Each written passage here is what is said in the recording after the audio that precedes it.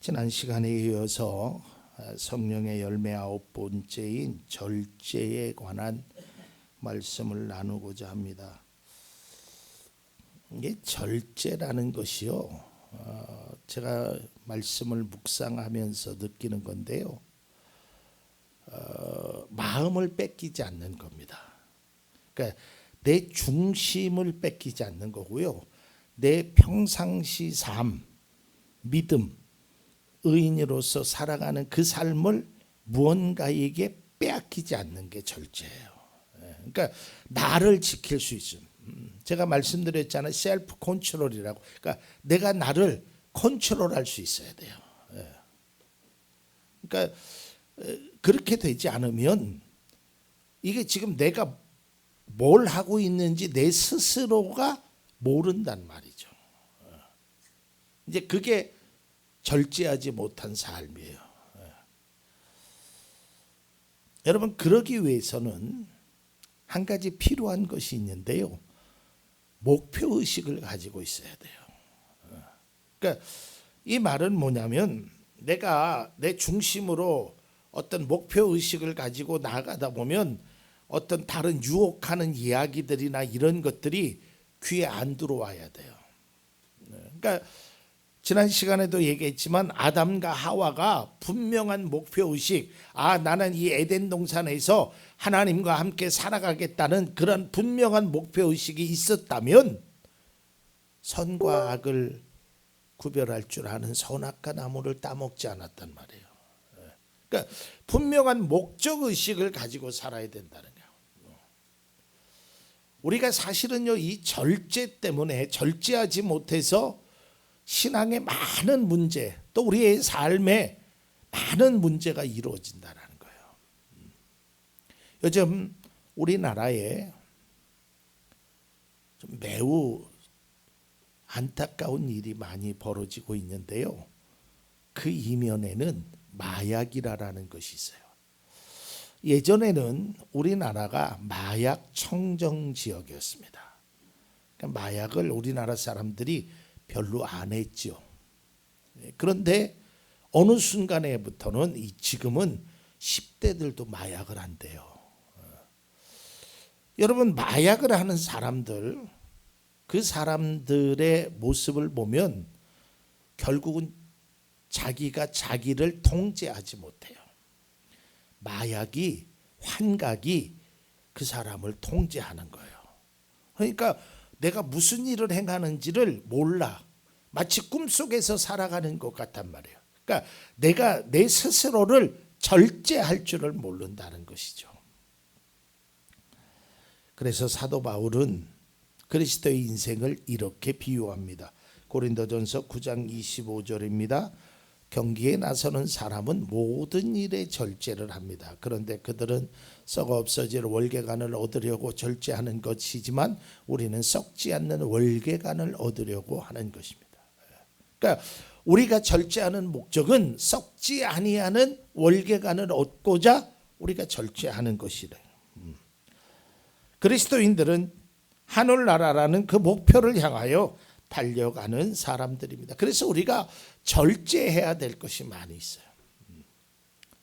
그런데 그 절제가 되지 못해서 우리가 무너지고 하나님 앞에 또한 사람 앞에 부끄러움을 당하는 일들이 있단 말이죠.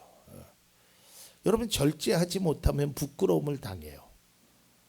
그 대표적인 게 아담과 하와잖아요. 아담과 하와가 절제하지 못하고 첫 번째 발견된 게 뭔지 아세요? 자신들이 벌거벗음이 부끄러웠다 그랬어요. 성경에 보면. 그 전까지만 해도 몰랐어요. 여러분, 우리가 이 절제하지 못해서 부끄러움을 당하는 일들이 오늘날 많이 일어난단 말이죠. 마약 때문에, 음주운전 때문에, 세상의 유혹 때문에 그 넘어지는 일들이 너무 많단 말이에요. 자, 이제 무엇을 절제할 것인가? 지난 시간에 절제하지 못해서 때로는 인생에 치명적인 상처를 줄 수 있다고 했죠. 무엇을 절제할 것인가? 첫 번째가 매우 중요한 겁니다. 감정의 절제입니다. 감정을 절제하지 못해서 낭패를 당하는 경우가 많이 있는데요. 성경 속에서도 많이 있어요. 그 중에 대표적인 인물이 사울 왕이에요. 사무엘상 18장 7절에서 9절까지 보면 이때 이제 다윗이 블레셋과의 전쟁에서 승리하고 돌아오니까 사람들이 여인들이 막 환호성을 하죠. 이 말씀입니다. 이때 여인들이 춤을 추면서 노래를 불렀다. 사울은 수천 명을 죽이고 다윗은 수만 명을 죽였다. 8절 이 말에 사울은 몹시 언짢았다. 생각할수록 화가 치밀어 올랐다. 사람들이 다윗에게는 수만 명을 돌리고 나에게는 수천 명만을 돌렸으니 이제 그에게 더 돌아갈 것은 이 왕의 자리밖에 없겠군 하고 투덜거렸다. 그날부터 사울은 다윗을 시기하고 의심하기 시작했다. 그럼 그 자기의 감정을 절제하지 못했어요. 그러면 제가 언젠가 이 가룟 유다에 대한 말씀을 전하면서 가룟 유다가 왜 30냥에 예수님을 은 30에 팔잖아요. 사실은 돈 때문에 파는 게 아니에요. 감정이 상해서 그래요. 사실 성경에 보면 가룟 유다는 예수님의 제자로서 굉장히 중요한 역할을 했어요. 그러니까 지금으로 말하면 총무의 역할을 했어요. 돈 관리를 하는. 그런데 언제부터인가 예수님이 자기한테 좀 소홀한 것 같아. 그러니까 이제 감정이 상하다 보니까 그 일이 예수님을 십자가에 못 박히게 하는 시발점이 되었단 말이죠. 그러니까 자신의 감정을 스스로 다스릴 줄 안다라는 것이 굉장히 중요합니다. 그래서 잠언은 이렇게 말하죠. 잠언 16장 32절입니다. 노하기를 더디하는 사람은 용사보다 낫고 자기 마음을 다스리는 사람은 성을 점령한 사람보다 낫다. 자기의 마음을 다스릴 줄 알아요. 제가 오늘 아침에 인터넷을 검색하다가 예전에 일어났던 한 사건을 냈어요. 여러분 기억하실지 모르지만 아주 한 100억대의 부자인 아버지를 외국 유학까지 갔다 온 아들이 엄마 아빠를 죽여요. 그것도요 칼로. 그리고 위장하기 위해서 불을 지릅니다. 근데 지금 이제 그 엄마 아빠를 죽인 그 사람이 지금 대법원에서 사형 선고를 받고 기다리고 있는데요. 그 사건을 추적해 보니까 왜 엄마 아빠를 죽이게 됐는지를 나오는데 그게 자기 감정을 절제하지 못해서 분노 때문에 아빠가 그랬다는 거예요. 너는 쓸데없는 자식이야. 너는 호족에서 빼뿌려야 돼. 아들이 하도 속셈이니까. 그러니까 거기서부터 부모를 죽이고자 하는 그런 생각이 일어났다는 것이죠. 그러니까 이 감정이라는 것이 인간에게는 매우 조절하기 힘든 거예요. 그래서 우리가 항상 이 감정에 조절을 할 수 있는, 절제할 줄 아는 그런 모습이 우리에게 필요합니다. 그 다음에 두 번째로는 소유에 대한 절제입니다. 항상 말씀드렸지만 우리가 가지면 가질수록 갖고 싶은 것이 소유예요. 누리면 누릴수록 누리고 싶은 것이 소유예요. 몰랐을 때는 몰랐어요. 안 해봤을 때는 몰랐어요. 그게 그렇게 좋은지를 몰랐어요. 근데 한번 해보니까요, 이거는 자꾸 갖고 싶어요. 인간의 마음이 그래요. 인간의. 제가 예전에 그 부모님 계실 때 미국을 몇 번 갔잖아요.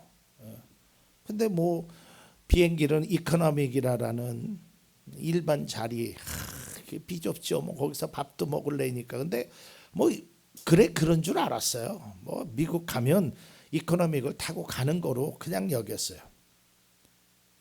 근데 어떤 기회가 있어서 우리 고모부랑 이렇게 함께 가는데 특별히 거기에서 장애인에 대한 예우를 해서 비즈니스 클래스를 그냥 타게끔 공짜로 한번 타본 적이 있어요. 와, 그걸 한번 타보고 나니까요, 이코노믹은 못 타겠어요. 진짜 못 하겠어요. 막 이코노믹 타면 머릿속에 막 그걸 가고 싶은 생각이 막. 그러면 이 비즈니스를 타보면 거기에 만족할까요? 저는 타보지도 않고 구경도 못했지만 1등석을 한번 타보면 비즈니스석은 아무것도 아니에요. 그럼 1등석을 타면 만족할까요? 이제는 자기 비행기를 갖고 싶어요. 뭐 사람의 소유라는 것이 이게 끝이 없단 말이에요. 그러니까 어느 선에서 내가 여기서 끝내야지, 이걸 내가 컨트롤할 수 있는, 절제할 줄 아는 그 능력이 우리에게 필요하단 말이에요. 예전에도 말씀드렸듯이 사람이 소유의 주인이 되어야지 물질의 권력의 노예가 되면 안 돼요. 그러니까 내가 돈을 쓰는 사람이 되어야 되지, 돈을 사용하는 사람이 되어야 되지, 내가 돈에 끌려다니는 사람이 되면 안 된단 말이에요. 돈 때문에 사람을 죽이고 돈 때문에 사람을 미워하고 돈 때문에, 절대 그건 바람직하지 않습니다. 마지막 세 번째, 이건 우리가 조금 더 생각해야 되는데, 좋은 것에 대한 절제도 필요하다는 거예요. 아니 뭐 나쁜 것만 절제하지 뭐 좋은 거는 더 격려해야 될 거 아닙니까? 라는 건데요. 이제 이런 거예요. 아무리 좋은 것이라도 절제하지 못하면 독이 된다라는 거예요. 그래서 어느 목사님은 그런 말씀을 하더라고요. 이제 그 목사님은 뭐 교회도 좀 많이 성장했던 그 목사님인데, 저는 목회하는 동안 절대로 골프를 배우지 않겠습니다.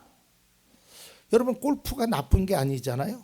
운동이거든요. 그리고 골프를 해보신 분들이 얘기가 아주 굉장히 건강에도 좋대요. 그 필드를 탁 걸어가면서 한번 탁 치고. 근데 왜 그거를 절제하느냐?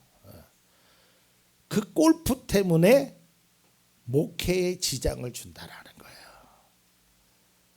좋은 거지만 내가 내 중심 속에서, 내 사역 속에서 해야 될 일에 지장이 간다라는 것이죠. 우리의 삶도 마찬가지입니다. 운동도요, 아무리 좋다고 해도 적당히 해야 돼요.